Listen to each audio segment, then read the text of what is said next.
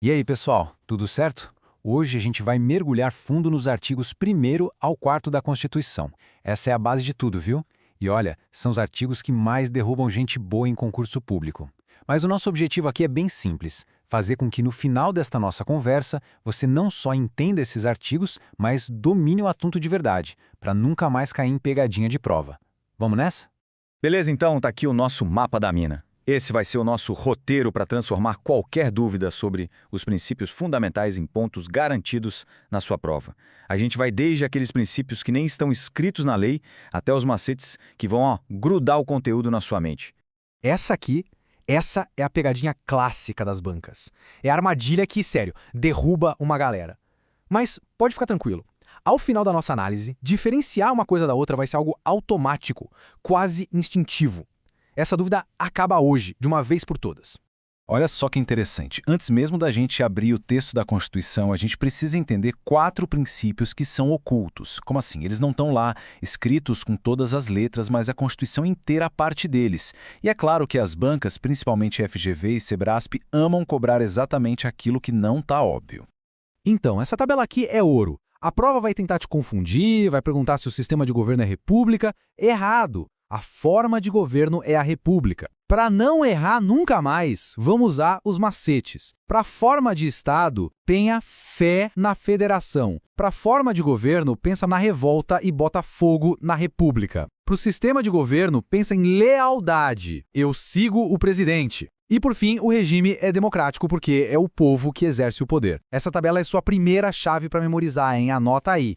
E falando em federação, o ponto crucial é esse aqui. O pacto é inquebrável. O artigo 1º já abre a Constituição falando formada pela união indissolúvel. Sabe o que isso significa na prática? Que é proibido o direito de secessão. Nenhum Estado pode simplesmente decidir virar um país independente. Isso não pode acontecer. E por quê? Porque a forma federativa de Estado é uma cláusula pétrea. Está lá no artigo 60, parágrafo 4º. É um dos pilares da Constituição que não pode ser abolido de jeito nenhum. Bom, se a gente já entendeu os pilares ocultos, agora vamos para o que está escrito, para a base explícita que constrói o nosso Estado. A gente está falando dos fundamentos do artigo 1º. Pensa neles como o alicerce da casa. É aqui que tudo começa. Esse aqui, quem estuda para concurso precisa ter isso quase tatuado na mente. É, sem dúvida, o mnemônico mais famoso do direito constitucional e vai ser a sua arma secreta para gabaritar qualquer questão sobre o artigo 1º. Só se de vá plu. E aqui estão eles, os 5 fundamentos. Vamos passar rapidinho por cada um. SO, soberania, é o poder supremo do Estado que não se curva a nenhum outro. CI, cidadania, é o nosso direito de participar da vida política, de votar e ser votado. DI, dignidade da pessoa humana é o centro de tudo, o valor máximo.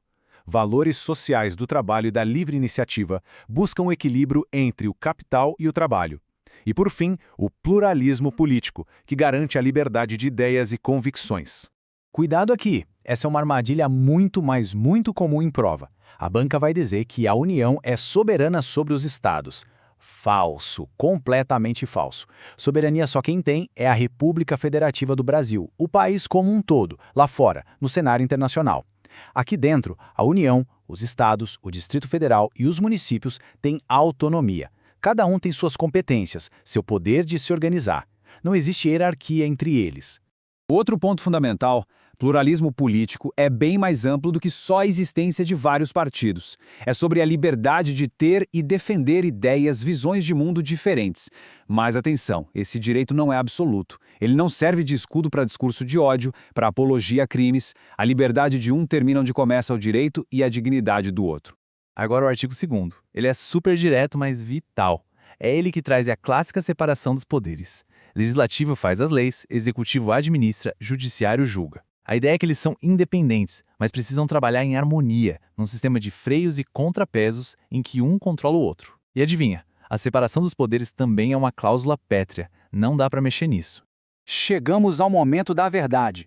Agora a gente vai resolver, de uma vez por todas, a maior confusão que as bancas criam. A diferença entre os fundamentos, lá do artigo 1º, e os objetivos, do artigo 3º. Depois dessa explicação, você vai olhar para essa armadilha e rir. Da mesma forma que o sócio de Vaplu é a chave do artigo 1º, este mnemônico aqui é a chave para dominar os objetivos do artigo 3º. Memoriza aí CONGA-ERPRO. Ele representa os verbos, as ações, as metas do nosso país. Esse slide aqui é o pulo do gato. Presta muita atenção. Fundamentos são a base, são o que o Brasil é. São conceitos fixos, estáticos, são substantivos. Soberania, cidadania, dignidade. Já os objetivos são as metas, é o aonde o Brasil quer chegar.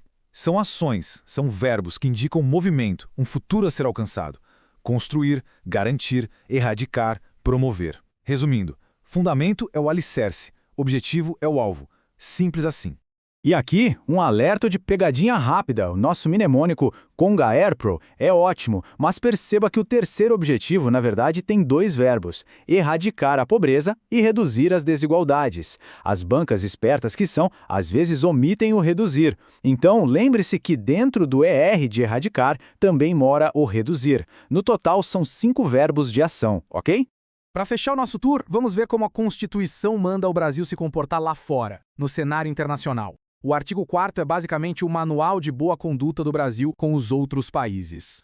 No total, são 10 princípios. Não precisa se desesperar para decorar todos, mas é fundamental que você se familiarize com os principais. Por quê? Porque as bancas adoram misturá-los com fundamentos e objetivos numa questão só. Dê uma atenção especial para não intervenção, ou seja, o Brasil não se mete nos problemas internos dos outros, solução pacífica dos conflitos, preferindo sempre a diplomacia, e, claro, o repúdio ao terrorismo e ao racismo. Não, e essa troca é um clássico para derrubar o candidato mais desatento. O texto da lei é explícito: repúdio ao terrorismo e ao racismo. A Constituição também repudia a tortura, claro, mas lá no artigo 5º. No artigo 4º, a dupla é terrorismo e racismo. Nessas horas, o segredo é focar na literalidade do que está escrito. Ufa, foi bastante informação, eu sei. Então, para fechar com chave de ouro, aqui está um slide poderoso para a gente consolidar tudo e organizar as ideias para a revisão final. É um mapa da mina completo dos primeiros artigos. Essa tabela aqui é o seu guia definitivo. Tira um print, anota no caderno, cola na parede. Com ela, a estrutura central dos artigos 1º ao 4º fica travada na memória, desde os implícitos com fé, fogo, sigo, passando pelos fundamentos com sócio de Vaplu e os objetivos com CONGA-ERPRO. É a ferramenta perfeita para aquela revisão de véspera de prova. E agora, para fechar, vamos aplicar o que a gente aprendeu. A pergunta quer saber qual das opções é um objetivo fundamental. Opa! Lembre-se da dica de ouro. Objetivos são verbos, são ações. Analise as alternativas com calma. Qual delas representa uma meta a ser alcançada, uma ação a ser feita? E aí, foi fácil? Se foi, parabéns! O projeto fundamental da nossa Constituição foi decifrado com sucesso. Lembre-se sempre dessas estruturas, memorize os macetes e, principalmente, use a lógica de substantivos contra verbos. Com isso bem firme na cabeça, a sua aprovação fica muito, mas muito mais perto. Continue com foco total nos estudos e até a próxima!